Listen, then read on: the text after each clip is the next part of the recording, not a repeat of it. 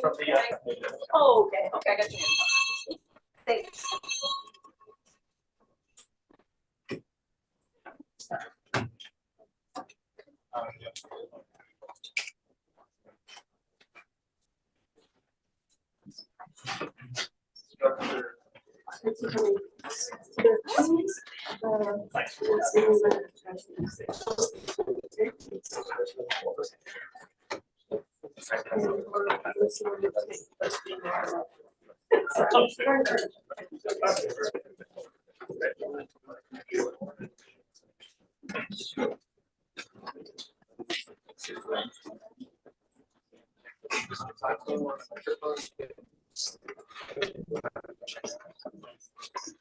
Yes, can you speak so we can see if we can hear you? He might not be able to hear you, Kathy. Yeah, can you hear us?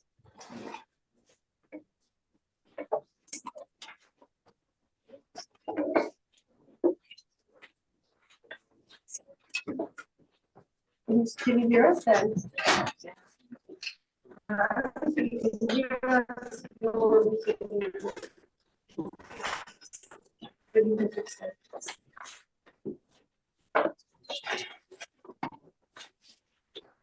So, hi everyone, this is the last act for today.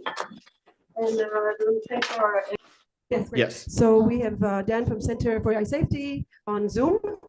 And we have Ian here. Raise your hand. Stoica from Berkeley, and Gonzalez from Berkeley, and Martin Casado from A16Z, and Scott Aaronson from University of Texas. And the topic of our panel is AI safety regulation. And it's, well, I think we all know, we've all agreed that AI can become very powerful and very useful and very important, and probably means that we can't, I guess in my opinion, it's highly likely that artificial intelligence will be eventually regulated. And in many ways it already is in Europe. There's lots of this map about all these places in the United States where either regulation is on the table or is enacted or is discussed. And there's been discussions about this in China. And we've gotten this panel together, which has probably both a gamut spectrum, as we call it. We like this word spectrum these days, a spectrum of opinions. And the way I would like to start the panel is the following. I'd like each one of you to introduce yourself. Just take maybe like 2 minutes, but not more, to say sort of what your stand is on this topic. Some of your stands are known, some are not. And then I'll ask you specific questions. And hopefully these questions will sort of open discussion. So each one could comment on the question. I don't know, you guys, I don't know if you really adhere to answering on questions or not. And then eventually we'll open it to the public that's present here. Okay, so maybe we just start with you. Hi, I'm Joey Gonzalez. I'm one of the faculty co-directors of Skylab here with my colleague Jan. I do research in AI systems. I rely on open source large language models to do my research.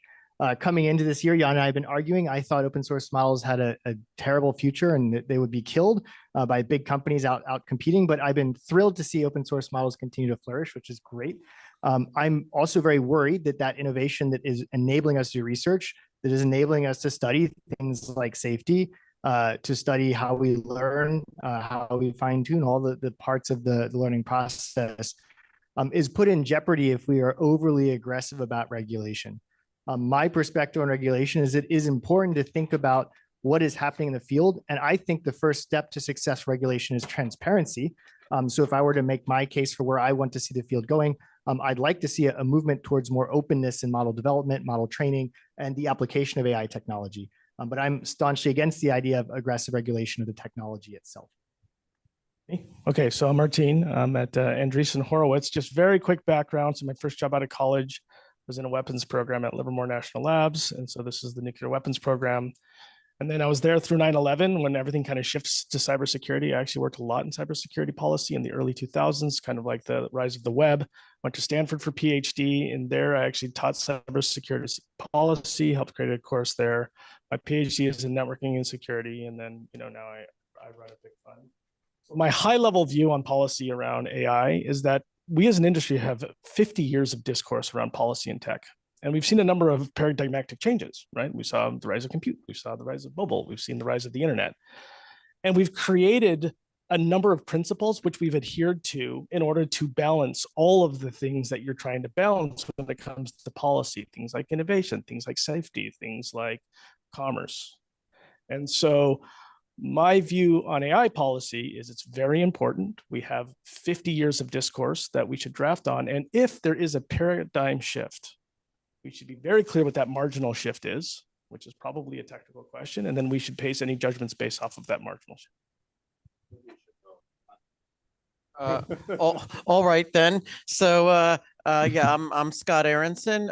So I just completed a 2-year leave to work at OpenAI in what was formerly the super alignment team. It doesn't exist anymore. But you know, I'm finished there, which means that whatever I'm about to say does not represent OpenAI. It represents me.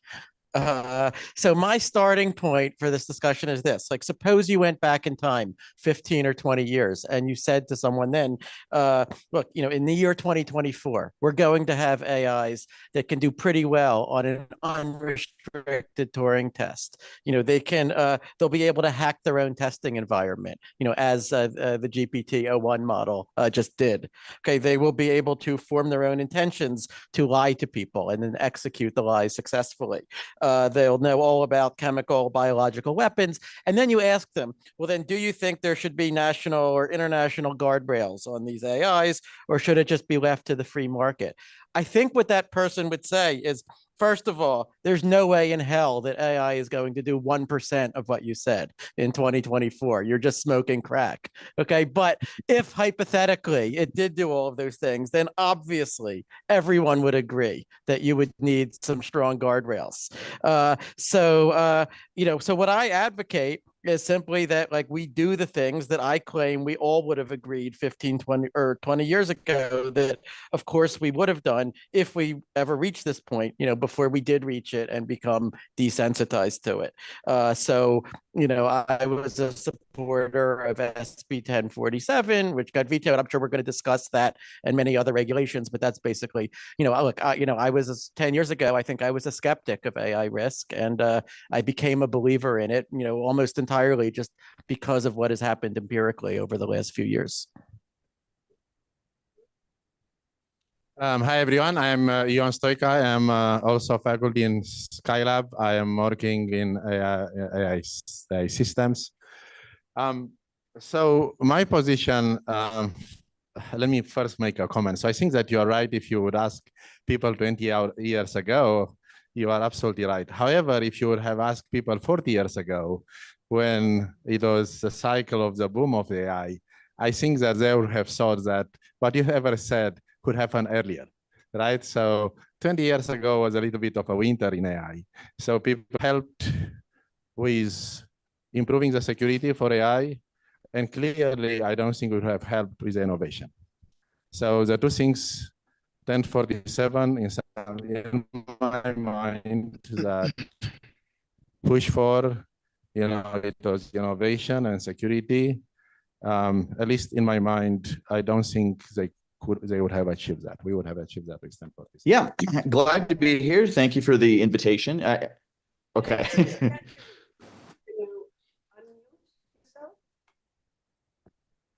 I don't know. Does this work yet? Am I audible?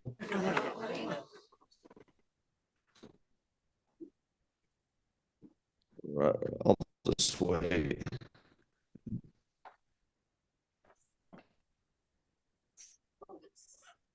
Try changing your mic, maybe? Changing my mic? Okay. I mean, my microphone's been this place. I think the singularity will come before PowerPoint or Use AirPods instead. that actually work well. You're good. Go ahead. Test. We hear you. Yeah, that's good. Oh, what? It works now? All right. Fantastic. Yeah, I think my broader views on regulation is you want it to be very liberty preserving and you want to do cost benefit analysis. I think that sort of the people's AI regulation stances is somewhere on some axis between anarchism and totalitarianism. People who get very afraid of AI risks end up potentially overshooting to let's have lots of control of everything. And I think it's important to try to get it in the or strike a balance and keep it liberty compatible. I think that at the level of at the international level, I think the main priority is making sure China doesn't have lots of those chips, making sure that if Taiwan is invaded, the United States is robust and doesn't fall behind on AI development. China is spending a CHIPS Act a year worth of money building up their own independence there. So they're severely outpacing the U.S. and maybe 20% chance of invasion this decade. So 20% chance of the West completely falling behind on AI development seems totally unacceptable. I think that's where we need to have much more massive effort. I think at the AI developer level, I think basically clarifying expectations for developers. Making it clear that they have to prevent some harms that would affect national security, I think is pretty sensible. It doesn't seem that for all the claims, seems that after SB 1047 was vetoed, didn't affect stock prices whatsoever, which suggests that this wasn't actually as onerous as was claimed, because it basically was the suggestions from the executive order plus whistleblower protections plus reminder that they need to be exercising reasonable care, which AI companies and all individuals in this audience have to exercise reasonable care, and sort of clarifying that reasonable care involves testing. So I think that I don't think you can do something like shut down the labs or something like that. China would end up completely outpacing us. Nothing like that. I think that some basic liability clarifications about copyright, whistleblower protections, higher expectations for the security of AI models so that they're not hacked or stolen. I think once we have that, I think you kind of have the AI developer regulation taken care of. That I think the main battle is making sure the export controls are tightened up over chips.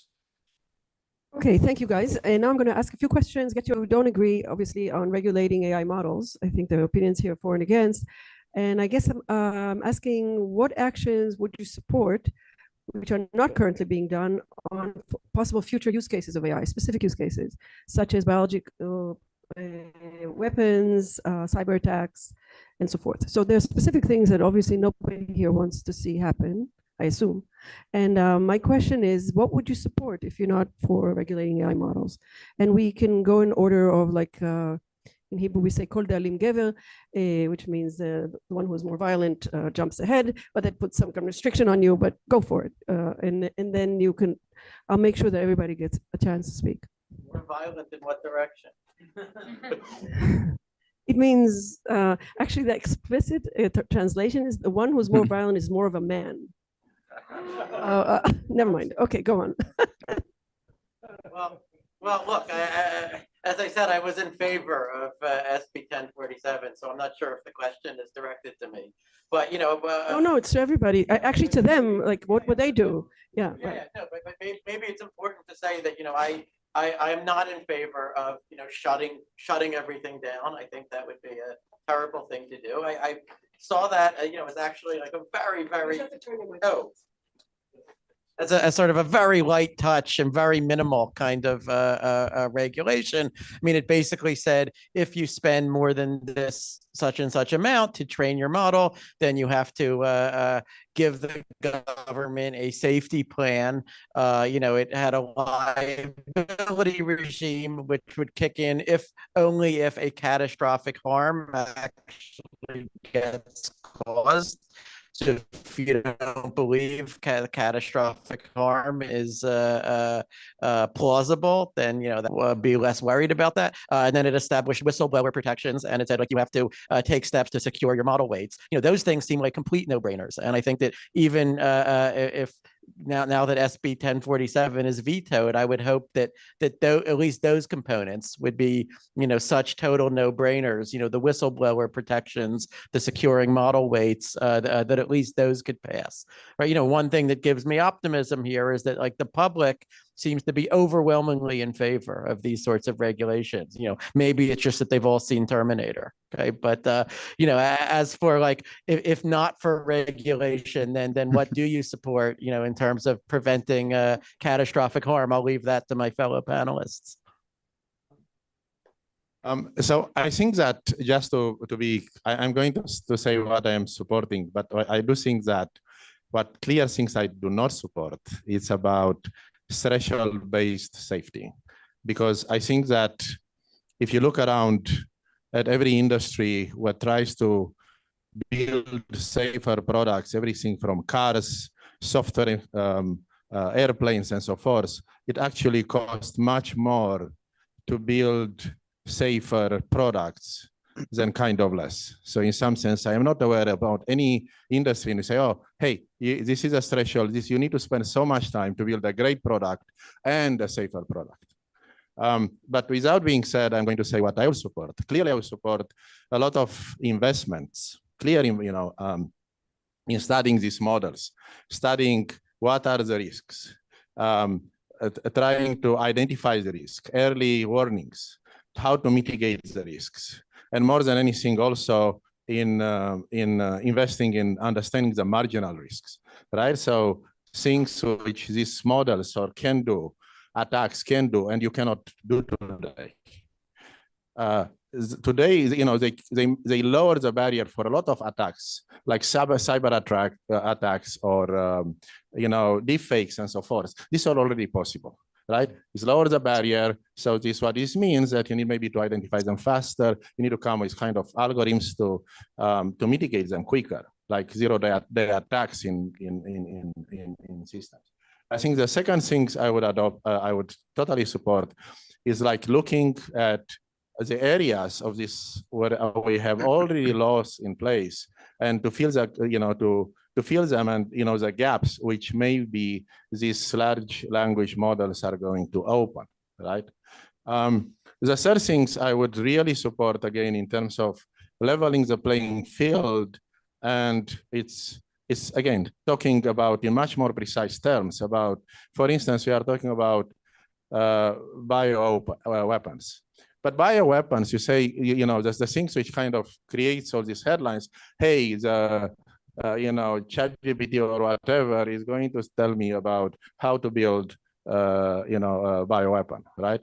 But this is a very small part. I mean, you have to think about what takes to really cause harm, right? The knowledge about how to build is just only one part. You need to get the materials, you need to build the weapon, you need to transport the weapon, you need to deploy the weapon, and all of these things. And by the way, the first thing about how to build a weapon, you all can already learn. Yeah, maybe it takes you more time, but you have to look in the big picture, from the acquiring the knowledge to really causing the harm, and how much this acquiring the knowledge is from this entire process. Because if it's 5% and reduces to 1% or 0.1%, doesn't make a big difference. And finally, the one point I want to make is that this is kind of a lot of debate between different things. Remember one thing, right? Is like, as humans, we are reacting have a much more powerful reaction to fear, right? So basically to loss, right, than to hope or win, right? It's all the way from prospect theory, right? So basically it's much easier to influence. You say the public opinion, it's for the regulation. Of course, they don't have all the facts. And, if you say that, the loss, you lose your jobs, or, they can wipe the humanity, everyone will react to that. It's human, right? So I really urge to really talk much more precisely about the risks, and where there are we don't have answers, just invest in finding these answers. Yeah, I'll add that when we were discussing this bill, it commonly came up like, it should be illegal to make biological weapons, which it already is. A lot of the things that we're guarding against are downstream applications of this technology. I think all of us can agree that the use of AI, the actual application of it, should be regulated. And as was pointed out, it already is in many cases regulated. We could strengthen that regulation, build more bodies to track how people are making money off this technology, engaging with users. The part that I'm concerned about is if we try to regulate the knowledge itself, the data, the weights that goes into these models. We have ideas about how we could make them provably safe, but I don't think they actually exist. It's hard to guarantee that the weights you give me are always going to be safe, especially if I'm free to tamper with them. And so I think I want to be in a world where people can share this technology. And that's the regulation I want to, caution against. Dan, do you want to go? Dan, you want to speak? Yeah. Yep. So I think at the application level, I think it makes sense to update regulations and guidance there. If it's illegal to do without an AI, it should be illegal to do with an AI. That seems very sensible. At the model level, I think it does. There are some, the laws do need to be updated, though. For instance, in the implementation of the Biological Weapons Convention, it says, well, you can't be knowingly assisting with terrorism. Well, knowingly is not a state that you can ascribe to, is a mental state that you cannot ascribe to LLMs. You cannot ascribe intent to them. So a lot of those laws do not actually apply to LLMs currently. So there needs to be some updating there as well. But I think that it's not enough to say terrorism is illegal. We should try and be preventative with this. So right now, with OpenAI's latest evaluations of their O1 model, it's at a medium level for CBRN risks, which is to say that it has uplift over Google search. It doesn't help random people off the street make bioweapons, but it facilitates experts. I actually saw this yesterday. Here I'm at this Scale AI Leadership Summit. I was speaking with some biology professors here, and they were using a private model that isn't yet released. And one of them was somewhat concerned about the bio stuff. One of them was not concerned at all. And 15 minutes in playing with it, then both of them were very concerned, and they were looking around for who's the person from the White House here to talk to them about this. So the bioweapons risk is a concern. We basically need to make sure that there are incentives that people really figure this stuff out. I'm a bit afraid that right now their incentives are just to write some nice blog posts about how we're looking into it and things like that, as opposed to taking these things seriously. I think that having the taxpayer pay for all this research isn't necessarily the wisest solution either. And by the taxpayer paying money going to the NSF to research this, because a lot of these CBRN risks, unfortunately, people to look at the nuclear risks and publish data sets about them openly. For bio, it's fairly hazardous. I think that I think it's complicated. I think we should regulate the ChatGPT wrappers, but don't look at ChatGPT. ChatGPT doesn't fit into other product categories that easily, and so I think it should be looked at in its own right as well. And I think we should just be prevented about these sorts of tail risks that are where we're seeing some movement we do need better measurements for these sorts of things. And I think companies should be incentivized to come up with better measurements themselves. Okay, so one of two options. I can talk about SB 1047 to respond to Scott, or I can actually talk about the question that you've asked. I'm happy to do either. So want me to maybe very quickly on SB 1047. I don't like speaking of the dead, but I'll do it very quickly. So here was the broad concern on the other side, which was just never well articulated because a lot of it happened behind closed doors. And it was the following. There's been a doctrine in policy where you don't actually have developer risk. It's just been, and the reason is because there's a lot of folks that don't have funding to litigate stuff in court, like open source developers and academics and researchers, et cetera. So I have a legal opinion from actually policy experts that are like, the problem with this one is that it actually changes notions of the duty of care. And that notion is if you actually read it, and so you're right, it's mass casualty events, catastrophic and mass casualty events. Mass casualty, unfortunately, legally is 3 people dead. And so a legal opinion is if there was a car crash from a Tesla where 3 people died, what a bad actor could do, not you, you're a good actor. You definitely want like AI to be safe, but with somebody who doesn't could change duty of care and change liability as a full doctrine. And so the concerns around these specific bills tend to be very legal and very specific, and they're about precedents. and they're really smart people involved. And even though it gets cast as this crazy misinformation, that's actually not the case, right? They're very like well-meaning, legitimate people on either side, you included, right? So if you want to know what a lot of it came down to, it was this. It was the notions of duty of care that could be litigated where you couldn't really determine what the outcome is, but there was a chance, a non-trivial chance that duty of care changed enough so you could hold an open source developer liable in the case that there was going to be a mass casualty. Now, of course, you can kind of nitpick whether that's like can happen or not can happen, but it seems enough, there's enough people concerned to give pause that probably best not to change like legal doctrine around this stuff. So legally speaking, or if I may, so mass casualty is not defined as 3 people or more. It is defined as overwhelming your medical emergency services in a given area. So if your hospital becomes overwhelmed, that's the definition of it. And this is not mass casualty simpliciter. This is done by CBRNs. Also for hacking, if you're talking about a Tesla vehicle being hacked and that crashing, this was hacking for critical infrastructure causing $500 million of damage or more.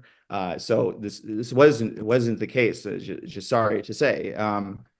I mean, so listen, it doesn't make sense to litigate. Liability applies to developers. I'm trying to explain the other side, which comes down to a legal opinion, which I'm very happy. So the problem is these conversations often reduce to 2 people kind of catfighting on Twitter or behind closed doors, when really it comes down to a lot of like legal documentation, which I actually think that we should surface. I think that's great. Not for SB 1047 because it's dead, but for when we go forward, very happy to do that. But it makes no sense to snipe back and forth in these also kind of liability. There are precedents for developers of things having to test their products and making sure that they're safe. For instance, the FDA doesn't require CVS, the sellers of things, to test for their products. The pharmaceutical companies are obligated to. If you want to turn the software industry into basically have an FDA, that's great. That's another discussion, which is, it turns out this has come up many times in the past in software. Again, like I was talking to 30 years of precedents where we decided we don't want an FDA for software and we decided not to do that. But again, like it doesn't make sense for 2 dudes who like don't have the documentation. Yeah, thank you. I mean, I think part of the issue here is that, like, I saw the arguments against 1047 that were made in public, including from A16Z, right? And I felt like these arguments are pretty terrible. Like, like it's not clear like what AI regulation would possibly be supported, if these are the objections, right? And now you're saying, but those were not the actual objections. No, the actual objections were much more technical and specific. So I don't know what to respond to. I'm sorry that you didn't feel it was good. But if you actually look through like a legal 16 point by point, by the way, which we submitted, which we never got any response to at all, 16 points from a lawyer, from a legal definition. But again, this is like this kind of like on soapbox cat calling that always happens when this is like a really complex legal thing. And so we can sit up here and like do a show or sure. And let me ask a different question. So, so the regulation in California was vetoed. To my understanding, because there was a lot of pressure from companies, but I don't know, maybe I'm wrong. But in any case, maybe really Governor Aaronson really understands the complexity and made his decision based on that. But in parallel, the federal government level, I guess there's a new AI safety institute, and it has signed agreements with companies like Catastrophic and OpenAI to show that, for example, for a bunch of things, and like showing the models before they're released, so they can look at them and so forth.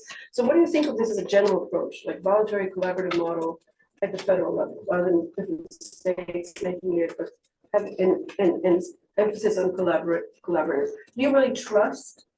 Maybe you can't even say that, but should we trust companies who have a stake, a financial stake? They are also responsible for their stockholders, and to collaboratively and voluntarily do the right thing.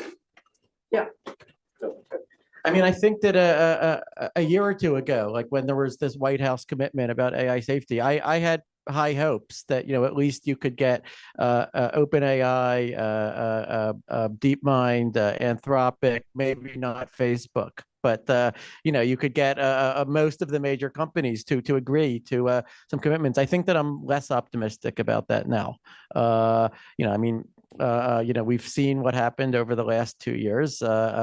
we've seen that, like for example, OpenAI had some very clear commitments, and now, it seems to have a different mission than what the mission was before. So, so one of the main things that I worked on, which of course we'll talk about on Thursday, is watermarking of LLMs, and I was optimistic that we would be able to get the major AI companies to agree voluntarily to do that. That hasn't happened. And so, I've come to move more in the direction of, legislative approach might be needed here, as indeed is being discussed now in the California legislature. Maybe I'll jump in just to your direct question. So it's not that I don't trust companies. I also maybe don't trust the government. The question is whether that's a good model. Yeah, Yes. from the very, very beginning. What I'd like to see is that as an open dialogue where everyone, including the research community, can participate in that discovery process. Part of that means making these weights open, which creates risk. And we have to understand and maybe think about what that outweighs a lot of the consequences that we've placed on. So I think it's good to look at what happens in industry in similar cases. So what happens in industry in similar cases, there are some certification, right, for each industry. And the industries are kind of, if you are going to use a product, if you are going to buy a product, you are in a particular industry, you are expected or you are regulated to use products which are actually to conform with this specification.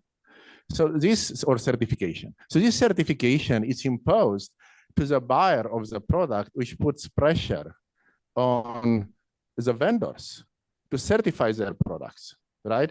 But this means that we need to have a certification framework, right? So I'm fine with that, right? Like personally, right? This is not about, because creates a right incentive for the vendors to do it, right? Now, the other thing you can think about, if you want, you're talking about the watermarking, like invest more and build open source models, everything from open data, open software stack to train on this data, to models which have open weights, right? Study them, certify them, and then watermark the weights, right? And then you can impose, even if you are in government, you have the power, you should use only these kind of models, which kind of maybe you are approved. And, so this is what I'm trying to say. Look what happens. Let's look at what happens in other industries, right? And it's very rare when the government say, oh, this product, in software industry, I'm talking about software industry, because this is, similar software from my perspective, the most similar software. There can be differences. This is what happens, right? It's a certification. By certification, as a company, I can build any product. The problem is that I cannot sell the product to certain industries because of these certifications which are imposed on different industries. Just a technical comment. I think if anyone could modify the weights of a model, it would be almost impossible to watermark. Yeah,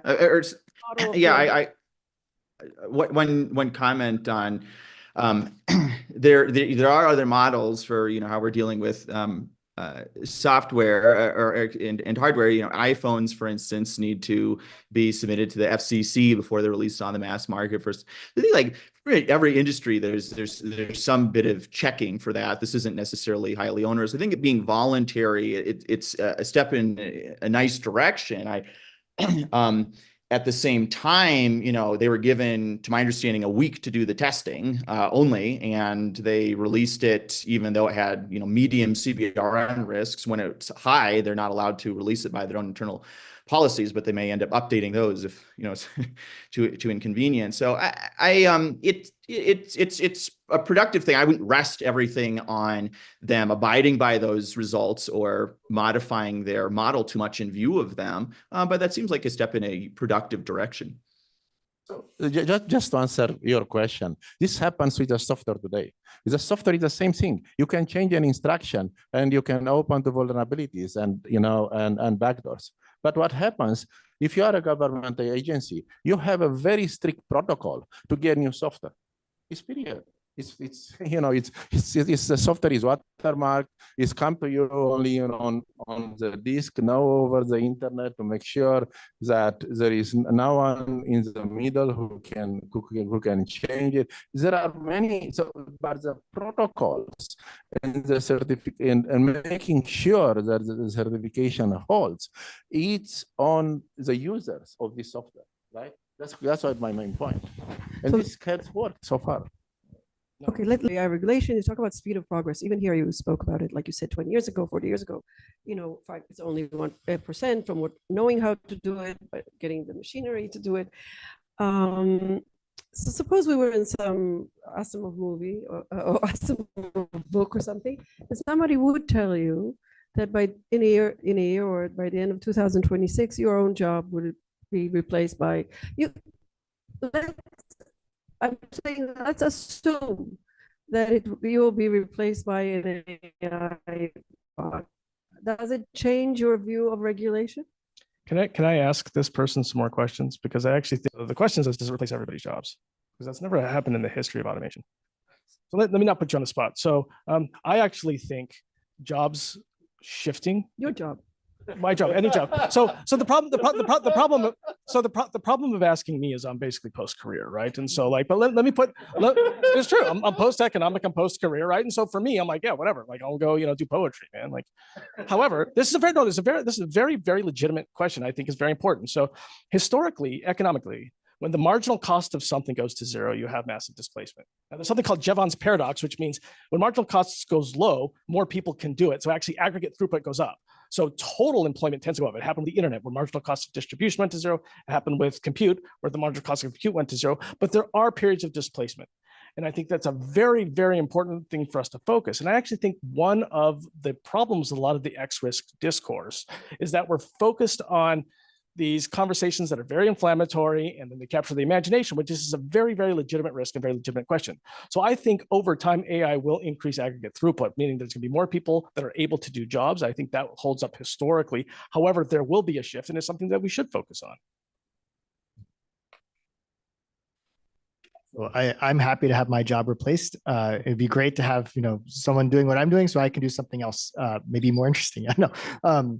I'm excited to see these technologies taking on roles, and I think I agree that we should be putting our energy into how we're going to support this transition process for a lot of people, because that is a real problem that we face, and we should focus on that. So I guess there are advantages to having tenure, right? But although that only protects me as long as there are still universities, right? So I mean, I think, a major crux in these disagreements is just how transformative do you expect this to be, right? And I think, if you expect that, let's say LLMs are not going to get much better than they are right now, right? Or they're not going to get qualitatively different, and then you could say, this is just another technology, it automates some jobs, it creates other new jobs. So, we just have to retrain people for the new jobs, maybe, maybe I'm still young enough to learn something new. I don't know. And we can also regulate the harm of the models in a use-based way and so forth. But if you think of this as, we're just at the beginning of this curve, this is going to continue to get better. And this is, something that to find the parallels in human history, you'd have to go back to, the agricultural revolution or something like that. Then you say, no, we can't just regulate this in a use-based way. We have to think about what is the whole future of civilization. Is it going to be good or bad? And if we don't know, then can we at least do this in a way where we preserve as much optionality as we can, right? And that's what I'm worried that we're not doing. I mean, yeah, optionality wise, I think having the chips smuggled all over will really hinder our national competitiveness in the long term. So I think making sure that Malaysia can't buy them and then they just ship them over to China is a real problem. And our the agencies that are to be on top of this are fairly under resourced. So I think keeping an eye on compute is probably one of the main ways to be preserving optionality. I think there are some other important things to manage in safety, such as these whistleblower protections, clear expectations for improving the cybersecurity at these organizations, et cetera. But I think that the bigger thing is making sure we're not in a desperate situation where we're neck and neck with China and then we have to engage more recklessly. follow up on that and just ask my last question, and that is really you're essentially you don't regulation usually disallows this, disallows that, and it seems that a lot of you are willing to think about a more fine-grained approach, some sort of more cost-benefit analysis of along the lines of when is it that the U.S. is going to lose out to some other power, and then maybe we'll be willing to put more regulations in place. So, do you have any ways, any thoughts about how to make regulation more flexible, more sort of not just a very clear rules from the beginning, but sort of move with the times? Any thoughts on that? Yeah. To your point, I think that one of the big question it is this one, right? And it's about any kind of what will be the impact of development, right? And I did this simple math, and I look at, for instance, in the history, and it's granted, we don't have a long history, how long it takes even for an open source model to catch up with the top models. Maybe this will not be true in the future. I'm just saying what is in the past, around 6 months, right? For instance, performance of ChatGPT in November was equaled after a few months by Llama, and after 6 months by a model developed outside US, okay? 6 months. So now, if you think about, and other people like Jan LeCun have the same kind of argument, but I try to quantify it. No one is behind anyone else by 6 months. If that's assuming is true, then if any regulations is going to reduce the speed of development by just 10%, this means by 6 months will match you and overtake you, right? 10%. So yes, it's great to preserve optionality. I am all for optionality. I love the optionality. And it's great to do everything else, but we need to be always careful about what will be the implication of that in the bigger picture, right? Because clearly we don't want that, right? We don't want, so that's kind of, I think that also, some people underestimate how, the beliefs maybe that the delta is much larger. So okay, we can regulate and so forth, and then we'll be safe. But it's not, and this happens, like you said, it's a phase transition.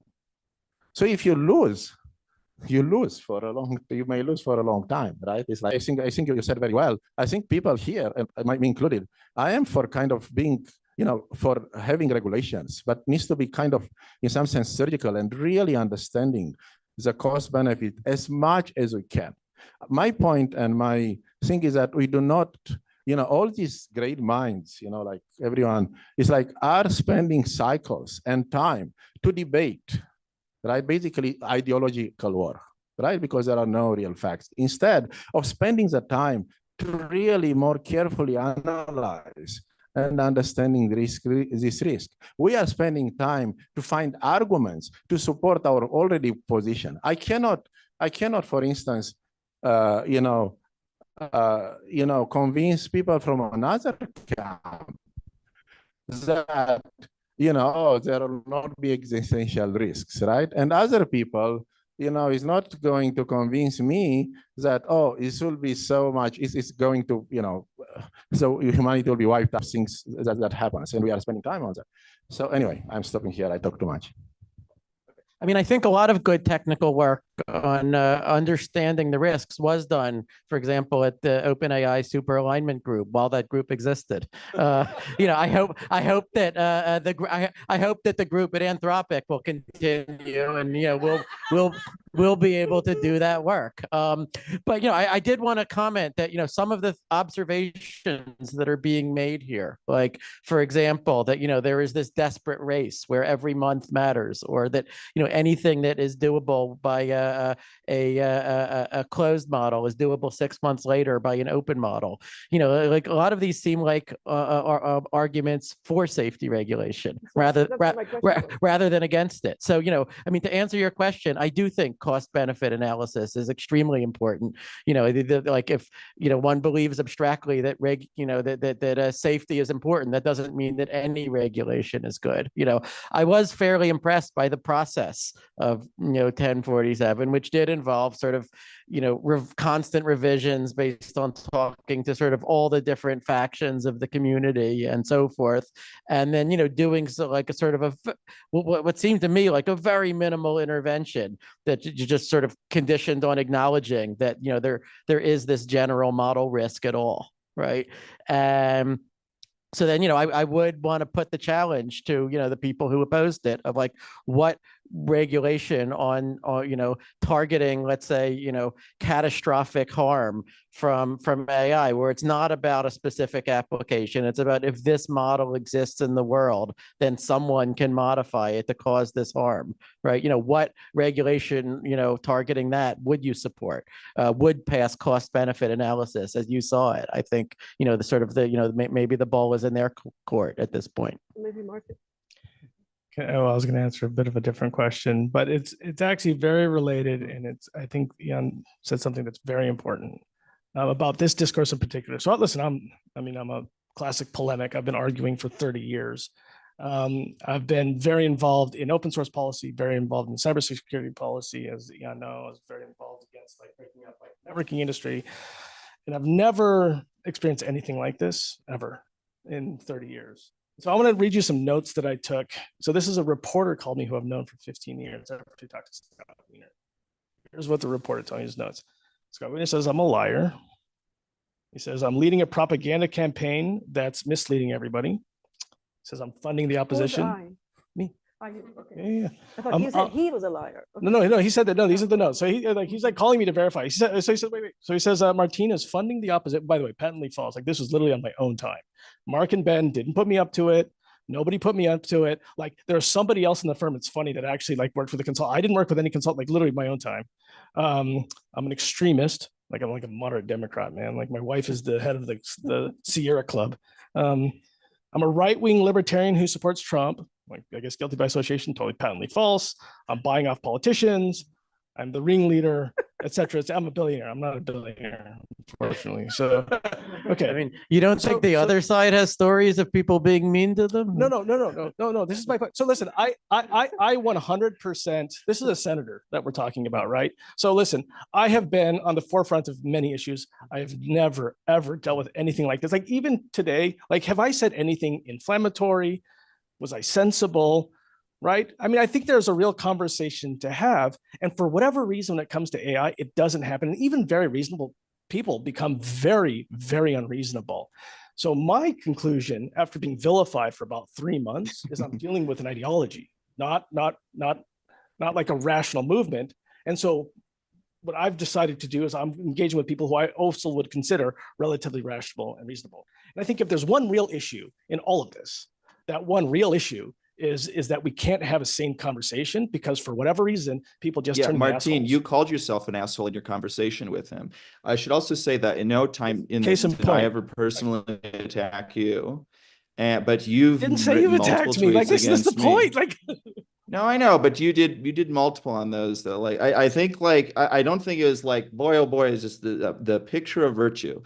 And so I think we should just pass this sort of point by because sort of ad hominem stuff, it isn't particularly productive. I do agree that this sort of discourse was surprisingly low quality. Yeah, it's unfortunate. Actually, it brings up a very interesting question, which is not on the questions that I gave you. And all right, so Twitter, wherever people are calling each other, because you're not in the same room, right? You have this mechanism that amplifies altogether, not always. So the fact that there is this boombox that amplifies, there is some risk. I'll just say something. I don't mean to dominate. I will just say one thing is I have been in many of these conversations over the years, including not new. There's something specific about AI risk. I promise. Like it's something unique. I'm not saying it's that the risk side. I mean, like it could be our fault. It could be, I mean, I'm not assigning blame here, but there's something unique about this conversation that is different than Denver conversations. Having been in many other internet debates, I'm not sure.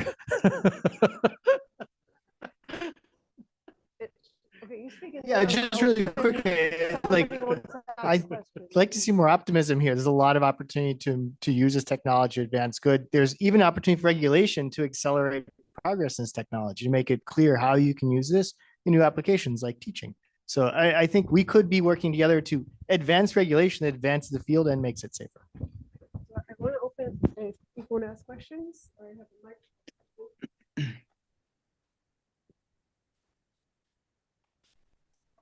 Yeah, so it seems like intrinsic to this disagreement is maybe different perspectives on or different evaluation of catastrophic risk. And I wonder if that also explains some of the lack of civilized discussion that people were citing. And I think for me, this has been really difficult to grapple with because I constantly see very intelligent people telling me completely contradictory things, even on this panel, as a case in point. And I've become a little bit convinced as kind of Professor Aaronson quips that maybe this view just corresponds to how vividly you can picture Terminator. I'm not really sure how people are pulling these numbers out of thin air. So in the interest of figuring out how people are actually evaluating catastrophic risk, I'm interested in, for everyone on the panel, what like real life event would it take for you to update your current evaluation significantly in the opposite direction? Like what evidence would give you concern or ease your concerns if you're very concerned to begin with? Right. And, it goes on the internet and does various forms of local mischief, but it doesn't get much more dangerous after, let's say, another 10 or 20 years. Then I'll say, oh, I guess we were worried over nothing. Yeah, I agree. I think if it plateaus, if I think it's on a pretty, I think we'll see a lot of that in the next month with the upcoming releases. But yeah, if it were to slow down substantially, then a lot of those risks were just sort of out of scope, and then there was really nothing to worry about. We've just got Chat GPT, and it's a matter of just how to integrate it into our education systems, and all these other sorts of issues are the ones to bring to the fore. Just very quick. I mean, I actually think Ian got it right, which is there just isn't consensus on marginal risk. And until there's consensus on marginal risk, where you actually have a model on the marginal risk, we have that conversation. It just feels like just literally want a model. I don't know what you mean by that. I know you don't. GPQA measures whether questions that are Google proof. So that's basically is a pretty clear demonstration of uplift. Likewise for the CBRN evaluations that OpenAI did, those are also for like uplift. So we've seen cases where there's uplift and by definition marginal risk. Indeed, the bill only targeted cases if it was marginal. I'm not talking about the bill. I'm literally talking about like your advisor wrote a paper, which is like marginal risk. It's still a research question. It would be nice to have academic consensus, including your advisor and Ian, that marginal risk is not speculative. It's very, very simple. Yeah, I agree. I went back and looked at a lot of these papers, like the marginal risk analysis, looking at Google's like, guys, it's not Google, but I'm pretty good. I can find ways to get a lot of this information. And you could say, all right, we want to make sure that, an amateur can't build a bomb. To me, the marginal risk definition deserves more research. Most of the academic community has signed a letter saying that we need to study this before we try to advance it. Yeah, one thing to add there is that there are times in the recent history, with new technologies created new risks. One example is internet, cyber attacks, denial of service attacks, zero-day attacks. There are clearly things which are not possible before, okay? It's 0 to 1. I think that so far, what I know about AI, and this can be very serious, right? It's like I'm not trying to minimize, is taking the current attacks, making them much worse. But the marginal risk is, again, it's about things which are not possible before in any way. And now large language models are going to make them possible. And fundamentally, again, is like, I think that we have this kind of very emotional debate because it's ideological at the end of the day. This is what it is. And ideologically, it's not really based on kind of facts. It's our internal beliefs. right? So let's get more facts, as many facts as possible. We can agree on the facts. You can agree with me that it's like, because it's math, it's elementary math, right? If you are going somehow to slow down the innovation by 10% or the progress by 10%, someone which is behind, and I would love to learn more about OpenAI. You know, whatever OpenAI super alignment group did for the past several years, clearly probably have done more than anyone else. So they have more understanding than anyone else. I don't have the data. I don't have the facts. Who knows? Maybe something there which will change my opinion. I cannot speak about that. So I mean, I think everyone here is in favor of getting more facts. But you know, but I mean, speaking of elementary arithmetic, like if you know, there might never be consensus about things that have never happened before, right? But if like half of the, and just from an expected utility point of view, that can be more than enough to justify action, right? So this discussion of facts is actually exactly what I want to ask about. A lot of calls for more facts, more understanding of marginal risk, evidence gathering. I guess my question for the more regulation skeptical fraction of the panel is what mechanisms are appropriate for the, I assume, the government, or for some body that is independent of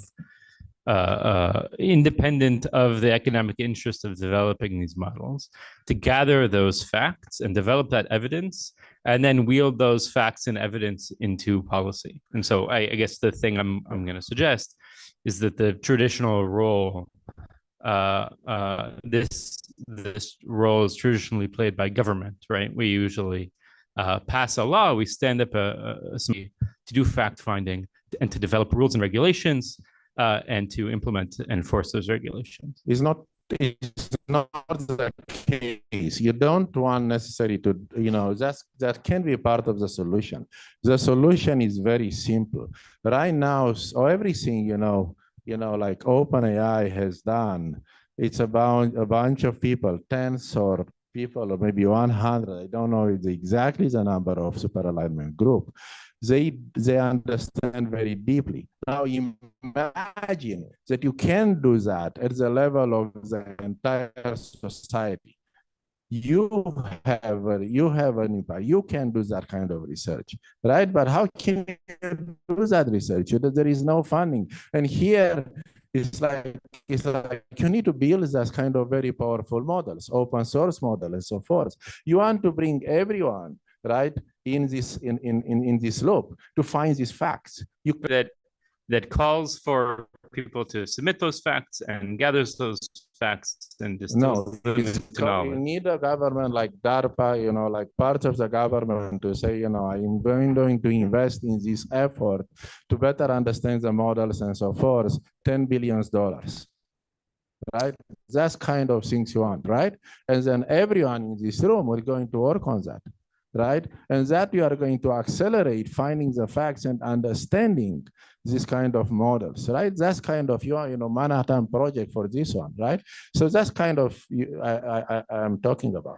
There's a nuance here that I think is very important. It's on. Okay, there's a nuance. You don't have policy. Like, we're very supportive of policy. At least what I'm saying is there's 40 years of precedence on policy. And in understanding how to do that, that balances very complex interests. And this involves input over the years from lawyers and change the paradigm of applying policy. That is the question. Is there a paradigmatic shift? And I think the bar for that should be far higher. I'll give you an example. During the internet, as you pointed out, we definitely had a new paradigm, right? You had the Morris worm, which was actually proven risk. You had the notion of asymmetry at a national level. So you had a whole doctrine which used to be mutually assured destruction to asymmetry, which means if I'm attacking like a less developed country, then I'm more secure, right? So historically, what we have done, and we did this with the internet, is we invested very heavily in academia and national labs to understand these things. I worked on those things. And we should be investing in AI security. We should be investing in Neon. We should be investing in Dawn for exactly this. Because if you get the paradigm wrong, it's not just that you're not regulating. You could be regulating the wrong thing. You kind of need a model for what you're going to regulate. That is the nuance that I think gets lost in this discussion. We're all pro-regulation. It's like, if the paradigm is going to shift, understand that model.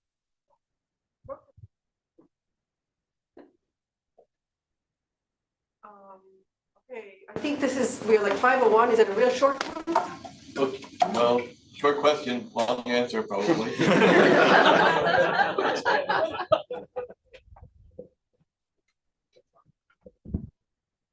It takes me a year or two to develop a new model. How can we develop a model of AI safety in time for it to be still relevant?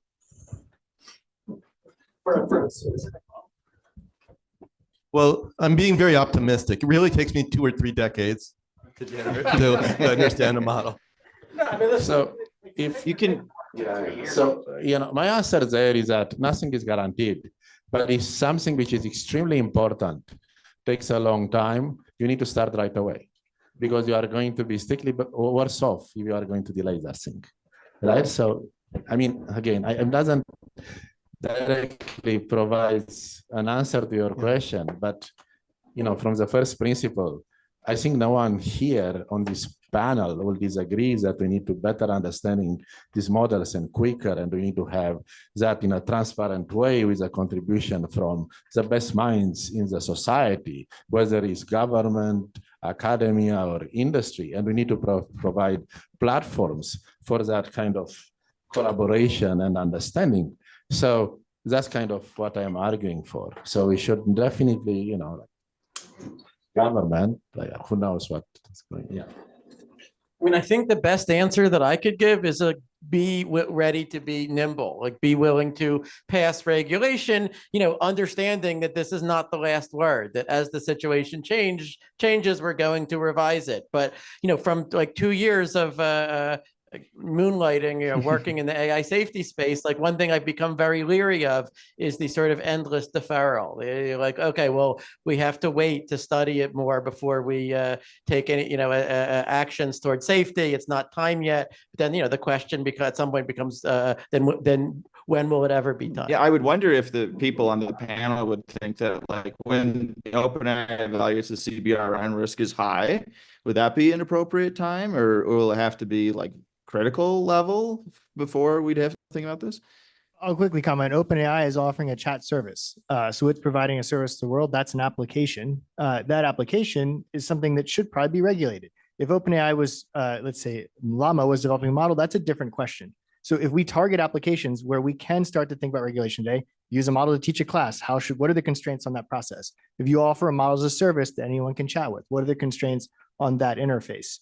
But to think of the abstract, what are the constraints on a hypothetical model in a hypothetical situation is so much harder. And we don't have a good grasp on how to do that yet.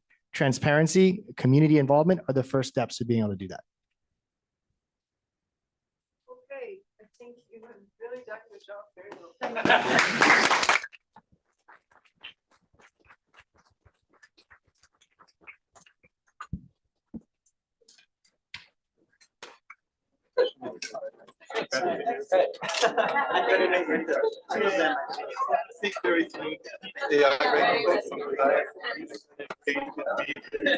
It's going to be more to what regulation the AI has for us.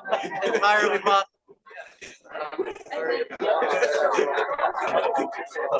Well, I guess it's